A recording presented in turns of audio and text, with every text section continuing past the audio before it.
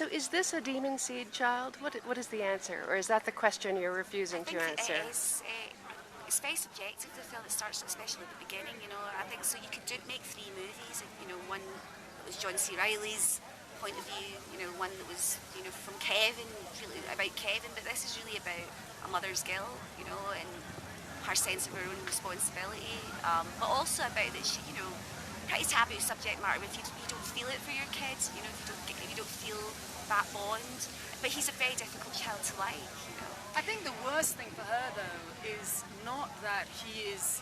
I mean, him being demon seed would be easier for her than him being so like her. That's the thing that's really the nightmare for her.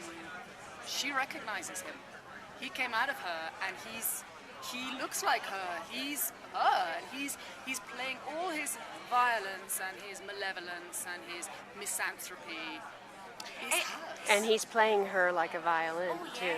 He knows how to pull her chain, as all children do. Yeah. I also saw it as a bit like a perverse love story, because, you know, in a way they end up together, the only ones, you know.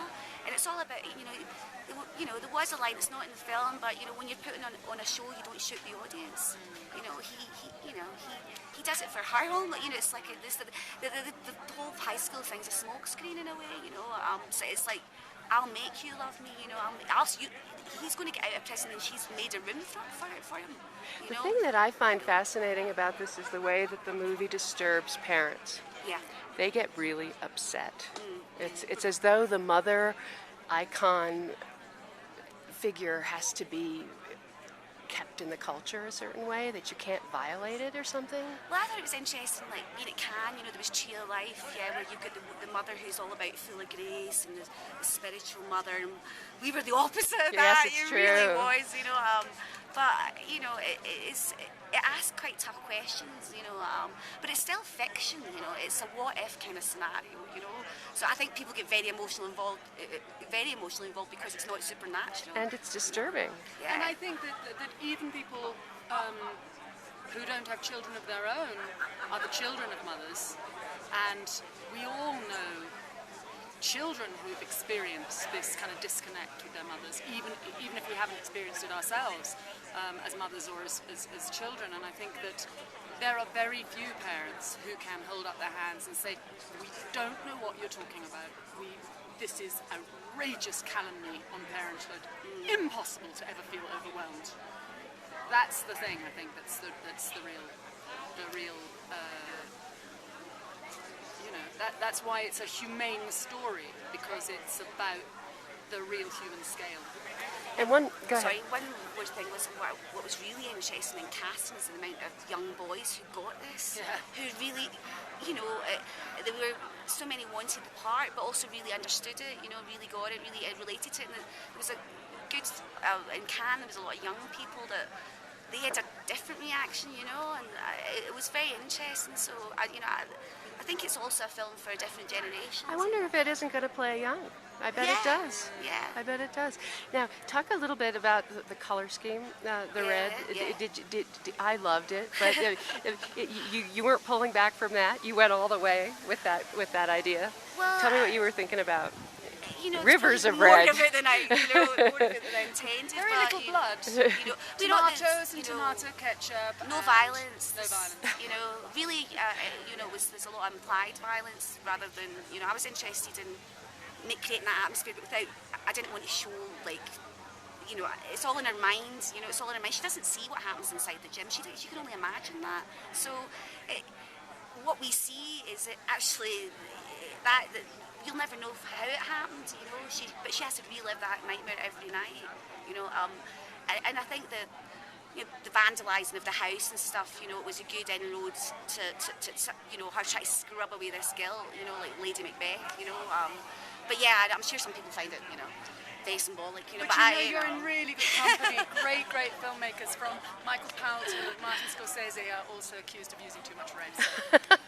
You know, I'm a real. I mean, I love cinema, and to make these connections between each time zone, there was a way to do it through colour as well. You know, definitely, you know, which I think helped, you know, move it forward. You know, her being in this red nightmare the whole night time as well. That kind of, you know, they splattered her house with paint. So that's kind of where that came from, you know. That these kids have vandalised the house, or someone's vandalised the house. She stayed in the neighbourhood. She's kind of martyred herself, you know. Like, people know who she is. Yeah, every day is like running the gauntlet to go out. That's a punishment, you know. And she's seeking that too. One of the first things she says when she's punched in the face by a complete stranger is when a passerby comes to help her, says, "It's my fault." Don't worry. It's hers. That's, I know. So where was this extraordinary setting where you shot this big group of people with the red and everything? In Spain.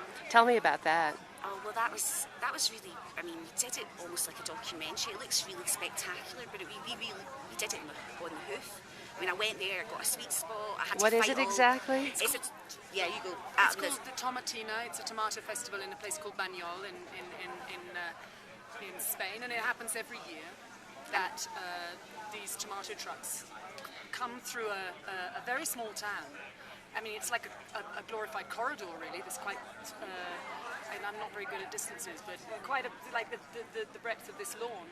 And over the course of about 15 minutes, I don't know how many hundreds of thousands of tomatoes get thrown at however many hundreds of thousands of mainly Australian and English tourists, drunk, may I say, the smell of alcohol, piss and old tomato juice and testosterone that you get on that screen. Well, there's not many actresses you can shove in amongst that kind of crowd. But it's not the kind of thing you can say, "Let's go again." I mean, No.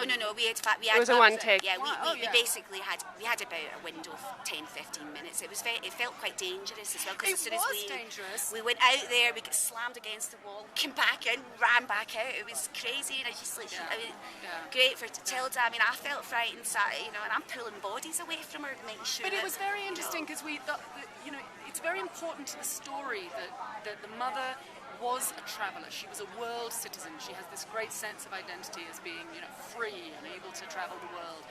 And because of our budget, and also because of certain decisions that we made, we never went outside of the United States of America. We were in a quite closed sort of atmosphere for most of the film, so we knew we had to go outside once at least. And that was the last thing we shot after we'd done the main shoot. And it's the opening. It's basically the opening of the stunning opening of the movie. Yeah, well, I was asked by the producers to do it in the States, and I said, "There's just no way. We'll never get that. It costs an absolute. Looks like it cost $10 million. You know what I mean? So I insisted to wait for that festival, but it was risky because we were either going to get it or we weren't going to get it. But I think someone like having someone like Tilda, I hate even saying actress, you know, because Well, the tomato, the camera. Do you remember? I was waiting inside, and the arrangement was, right, we're going outside with the camera. You wait for like 10 seconds, and then you come out and we'll shoot it. So I'm waiting inside. The door opens. They go out. 1, 2, 3, 4. They come back in, covered in tomatoes. I was camera completely fucked, and we had to get a new camera and start again. And meanwhile, the trucks are going past, so the time's going. And well, basically, me and the DP went out, and he got hit in the head, and so did I. You know, like with just a bucket of this stuff. So the only person that was cleaning the shit was the producer. Somehow it always works out that way.